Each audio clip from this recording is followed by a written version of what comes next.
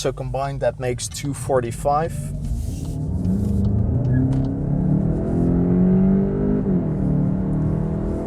Hey, what's up guys, and welcome back to another POV review.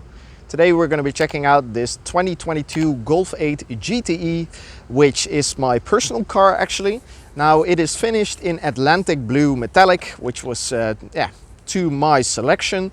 Now I've been able to spec this car from start, so I picked the wheels, picked the color, picked all the options that are on there. Currently it's done about 8,500 kilometers in the last 2 months of ownership, and I'll take you around the car, show you what it looks like, show you how it drives, and give you my thoughts after these 2 months.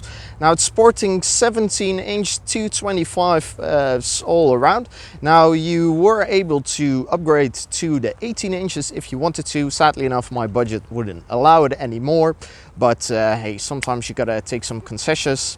Over here is the charge port. I'm not sure I want to open right now because the car is running. So that's where you can charge it. You can charge it up to 3.7 kilowatts an hour on just a type 2 connector. Now these do have LED headlights, not the upgraded ones, but the plus ones as Volkswagen calls them, which means that you're able to, they can turn with the corner, and they can also, when you're on the highway or it's bad weather, they can adjust a slight bit. Now, loving LED headlights, it's great. It definitely helps with the visibility, I'd say. Now, on the, I think the GTE, GTD and GTI models, you get by default this strip. This is a light strip over here, which runs all the way across, and you get the blue accents because it's a GTE model. Now, nice looking red brake calipers, which I think look rather sporty. So let's check out the rear trunk space, show you what you get. So VW logo is your hatch or your handle to open it.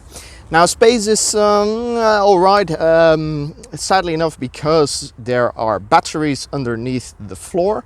You don't get any additional space underneath here, which means that these are my charging cables. I have to keep them in a bag over here, which is a bit of a downfall. And you also get some, I think this is a repair kit for the tires, some oil.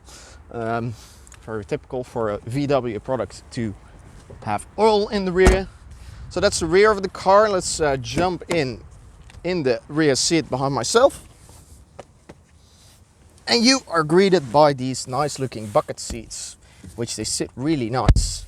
Closing the door, tinted glass in the rear, and also in the rear you get all right side bolstering, 2 USB-C ports, and your own climate control vents, which is a nice addition. You get this armrest with some cup holders, not a bad place to be.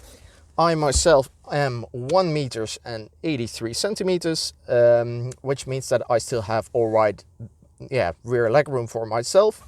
2 pockets to put your phone in, just a bigger pocket in the rear. Now this car also has the 30 color optional LEDs for the interior, which means that you get these light strips running across, and also in the doors, in the front as well. And you can change the colors all the way you want to, and they look pretty good. Now this Golf 8 is a bit controversial. A lot of people think that the Golf 7 is better. Especially the styling they're not too keen on. Also some budget cuts were done by VW, which means that you have, for instance, hard plastic here, which is a bit of a shame. You don't get a mechanical strut in the front for the hood basically. Now this car is full keyless, which means that I can just get in. I always have the key in my pocket, and we're set in the interior of the GTE. Now, like I said, lovely bucket seats. Love the interior styling on it. Now you get, this is Alcantara, and this is just fabric, but they look really good. They have nice side bolstering, and you're greeted by this pretty nice looking steering wheel, pretty thick, perforated on the sides, full leather of course, and as standard on all the sports models, you get this interesting steering wheel, I'd say. So these are not physical buttons, these are capacitive buttons, which means that I can just, I can either slide through them, or I can click them back, and you get some feedback through it. Lots of people tend to like more buttons, but I've gotten used to it right now, and I think it works all right. Maybe buttons would have been better, but yeah, you got to do with what you get. Now this is your Dsg Stalk. Now this is nowadays drive-by-wire, which means that instead of there being a physical linkage between the gear lever over here and the gearbox, it is just done by a wire, which means that they can keep this rather short. The downfall of this is that you lose the functionality of being able to shift through the gears on the gear lever right here. Now you do get pedals behind the steering wheel. This being a hybrid, I noticed that it doesn't really work that well, because when you're getting off the gas, the engine tends to shut down to save fuel, and that means that when you're going through the gears and you shift from fourth to third, the engine shuts off anyway, so you don't really get that engagement you would like. Now, nice central navigation screen, all right size. As sometimes it's quick, sometimes it's not. It works all right. I do, of course, have Apple CarPlay running with a wire in my case. Now this car by default has wireless Apple CarPlay. However, I think it's a problem with my phone, where the car, it kind of cuts out when running too many applications. And you also get some nice wireless charging over here. So that's the navigation part. You also get this nice central looking display, which right now it's in GTE mode, or GTE mode for the display. I can click on this view button and cycle through the different options. Then there are a few, also a full map, which I think is a great addition, especially when driving long pieces of road. This is great. You can see all your SatNav information on there. Some other modes, not really interesting to go through. So back to GTE. Now this car is also equipped with the optional Dcc suspension, which means the adjustable dampers, which are able to change. If I go back to mode, go into individual, you can change it, not just comfort, sport, and between there, they also have extra harsh or extra soft modes. Now I have been experiencing this for the last 2 months, and I think it works great. I think when you're in comfort, it's pretty comfortable. When you're in sport, it gets really harsh, where when there's a bad road, I sometimes just turn it back to more of a comfort setting because it's too harsh. So yeah, that's pretty much the basics to get started with. So I've strapped in, and let's take her for a drive. So foot on the brake, pull this towards me. Now we're already in individual sport. I'll just switch her to regular sport. Now the battery is charged, which means that we are getting a total of 245 brake horsepower and 400 Newton meters of torque. Now this being the plug-in model, you get a 1.4 turbo up front, which produces 150 brake horsepower, and a electric motor, which produces another 110. So combined that makes 245.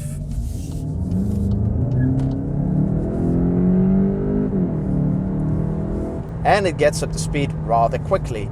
I'm amazed by the power of this. Now, power-wise, this is on par with the Golf 8 GTI, which is 245 brake horsepower as well. However, that's from a 2-liter turbo engine instead of this 1.4. And yeah, this car is a bit more heavy. It weighs 1,520 kilograms dry, I think. And if I'm not mistaken, the GTI is maybe 200 kilograms lighter.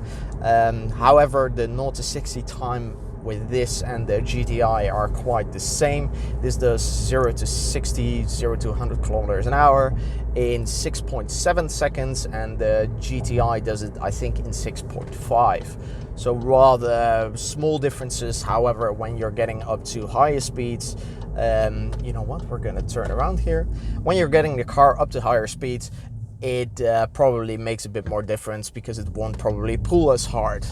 Now let's take this road back, because it's a fun one, which I recently discovered.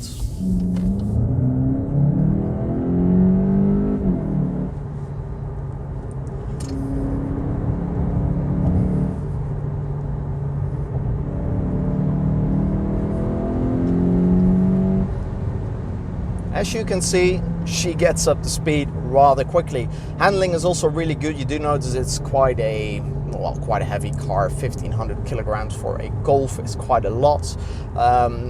but you do notice that it's stiffly sprung, which is nice when taking it through corners, which it handles rather well. Now they do pump some artificial sounds through the speakers, which yeah, some find a bit of a downside. This is a fun corner section.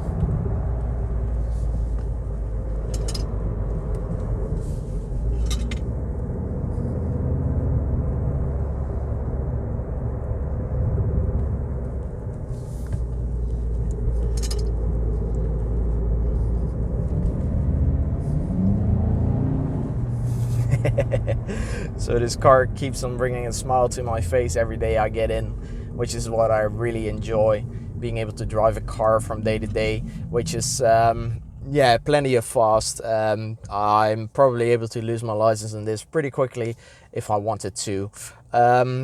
So yeah, like I said, it's pumping some artificial sounds through the speakers, not to everyone's liking, but I think it yeah, it sounds alright.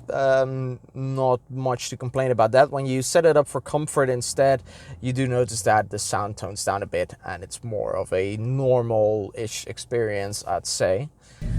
Alright, light is green again. Let's get on going.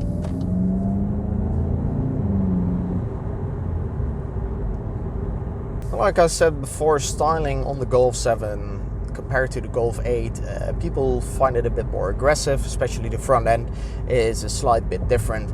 Now, when you're looking at the basic models, so not the R-line exteriors or the sport models, I do think that the Golf 7 looked a lot better. However, when you're looking at, like I said, sport models, R-line models, I do think it looks pretty sporty, it looks pretty aggressive, and also just the overall feel of this, especially the interior. Now they've gone away with a lot of buttons, which is also not to everyone's liking. They removed the buttons for climate control. There's no physical button for turning up the audio anymore. So there's lots of complaints on that part, but you get used to it. Usually I just turn up the audio through my steering wheel anyways. It's mostly for passengers and climate control. Usually I set and forget, so I don't have to switch a bunch of knobs to change the temperature, or I set it to a certain temperature and I usually leave it at that. Now this car is also equipped with the winter package.